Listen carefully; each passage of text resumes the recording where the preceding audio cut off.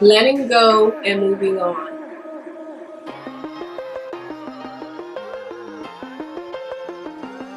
Hey everybody, thank you for tuning into my channel. I am Stacy of Stacy's Faith in Stars. Please remember to comment, like, share, and subscribe.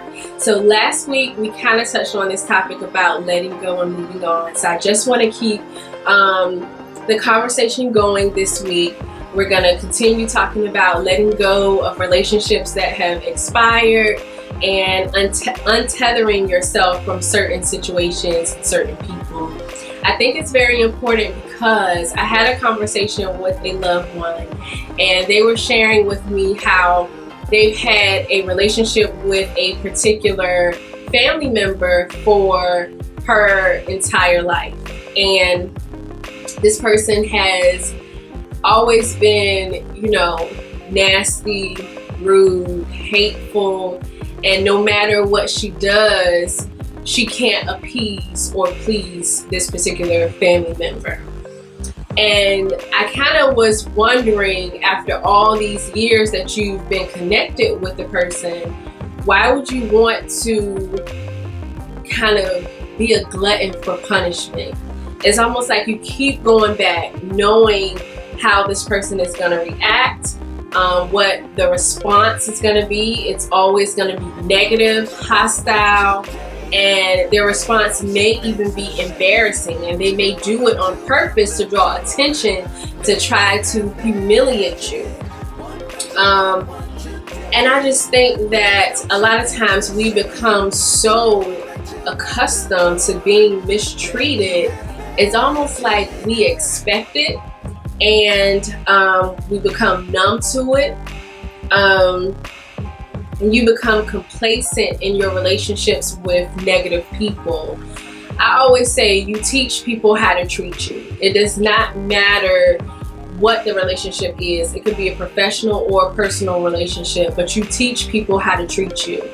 Sometimes you may have to hit the reset button in a relationship because you have did some self-reflection, like we've always talked about on this channel.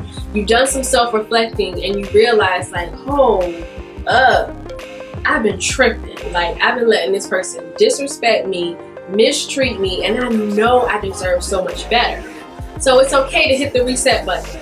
If that person is willing to get on board to start treating you the way you are supposed to be treated, then that's fine. But if they choose to not treat you the way that you should demand them treat you, then you can always cut ties with people. I don't care what the relationship is. And I know it's so difficult sometimes for us to cut ties with family members. It's so difficult for us to cut ties with certain friends. But in my opinion, family does not necessarily mean you are my blood. I can have a great friend who I've known for quite some time, and they have proven themselves to be loyal, to be compassionate, to treat me the way that I treat them. They've proven themselves to be worthy of that title called friendship. And I could have a family member who I grew up in the same household with, but we just don't mesh. And every time I meet with this person at a family gathering or whatever, what have you, it's like they make it their mission to belittle me.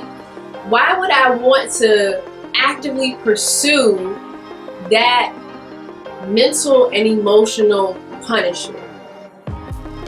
One thing that I don't allow anybody to do, and anybody who knows me can vouch for this, I don't let anybody disrespect me. I don't care how old you are. I don't care if you blind, crippled, crazy. It does not matter. You will not disrespect me. If you feel like you're coming into my space and it's this thing where you have to prove to the audience that you have that you big and bad, I'm gonna let you know. I might be 5 feet, but I'm big and bad too. I don't play disrespect. I don't disrespect other people, and I will check anybody who disrespects me or somebody who I love, especially if that person who I love is much more timid than I am. Then that's just what it's gonna be. We're just gonna have a problem. I mean, if that's just what you want, then that's what I'm gonna give you. So I've always been this person who has never cowered from bullies, and that's what some people are. You have to realize the nature of their character. They just love being bullies, and if you have someone like that in your life, I think you really need to ask yourself, why do I keep putting up with this? Why do I not feel like I'm worth more than this?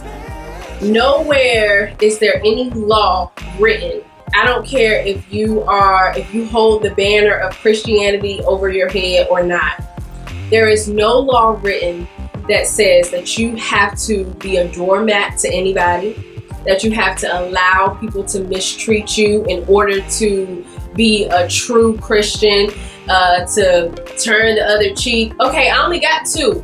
I can forgive you, but one thing I'm not gonna do is keep giving you permission by blessing you with my presence to disrespect me. It's just not gonna happen. It might be a little easier for me to cut people off because I really am conscientious of my peace. I hold my peace. It's very valuable to me. My peace of mind is very valuable to me. And if certain people in certain situations keep recurring, and certain people are the center of the dysfunction that's going on with what's kind of disturbing my peace, you gotta go. That's just it. I'm not willing to compromise on my peace from anybody. And anybody who knows me personally, they can vouch for it. That's just what it is. And it's not me being mean. It's not me holding a grudge. But one thing about Stacy, I love myself. And I hold my mental condition. Our minds are very fragile. Our hearts are very fragile. So you have to protect your mind and your heart from people.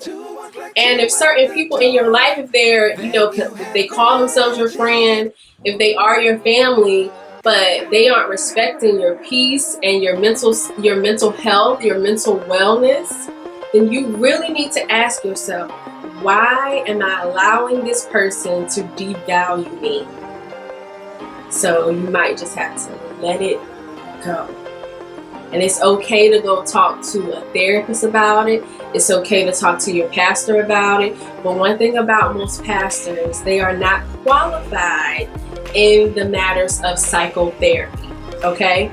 So you can talk to your pastor about spiritual things, yes, and a lot of pastors are wise in certain ways, but you have trained professionals who can assist you through certain journeys in your life. You're never too old and you're never too young to seek therapy or counseling at some point where you've hit a brick wall.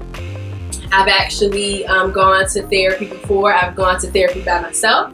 I've gone to marriage counseling, and it has truly, truly helped. And I will share more information about that in a later video. I've already cleared it with my husband, and he was like, I want you to be as transparent as possible because your channel is about helping people. And if you telling our truth is going to help somebody else, then I want you to tell our truth. So in a later video, I will share about my particular therapy, my particular counseling, my particular marriage counseling as a couple, and how seeking out help from a professional, it helped my marriage. It helped save my marriage. So even outside of going to marriage counseling, I had some things that I needed to help unravel. I needed somebody to help me unravel. So I went to a therapist and we talked about it. And as a matter of fact, I see two different therapists because they're a team. So they both know me really well. And this has been going on for, wow, it's been almost a year. It's been almost a year, and at first I was going every month, and then I started doing really well, so then I started going every 3 months. So I'm not going to go too much into detail about everything now, but when God releases me to share this information, then I definitely will. But I will just end this video with saying that if you are in a place in your life and you're facing certain hurdles and barriers, and you've prayed, you've fasted, you've read your word, but it just feels like something is holding you back, I urge you to go see a Christian counselor. There are plenty in the Hampton Roads area. That's where I'm located. But I'm sure you can just, a quick Google search, you can find a counselor to assist you. And you may not get it right the first try. The counselor who you meet the first time around, it might not be a good match, but keep trying, because your mental health is so valuable. And don't let anybody or any situation disturb your peace. So I hope this video was helpful.